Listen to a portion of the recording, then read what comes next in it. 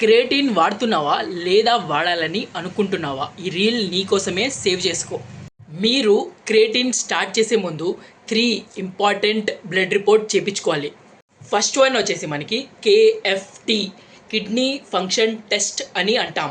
ఇందులో మనకి serum creatine, BUN అంటే blood urea nitrogen and GFR. Me kidney ఫంక్షన్లో ఈ 3 టెస్టుల్లో ఏదైనా ఒకటి అబ్నార్మల్ ఉంటే మీరు క్రియేటిన్ వాడకూడదు. ఎందుకంటే మీ కిడ్నీ ఆల్రెడీ స్ట్రెస్లో ఉంది. మీరు కానీ క్రియేటిన్ వాడితే మీ కిడ్నీ డ్యామేజ్ అవ్వచ్చు.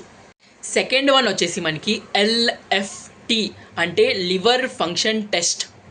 ఇందులో మీకు AST అండ్ ALT అండ్ బిలిరబిన్ ఈ వేరియేషన్ కానీ అబ్నార్మల్గా ఉంటే లివర్ ఎనర్జీ మెటబాలిజం, మీ మెటబాలిజం సిస్టమ్ చాలా వీక్ ఉన్నట్టు అర్థం. అండ్ థర్డ్ వన్ వచ్చేసి మనకి ఎలక్ట్రోలైట్ టెస్ట్.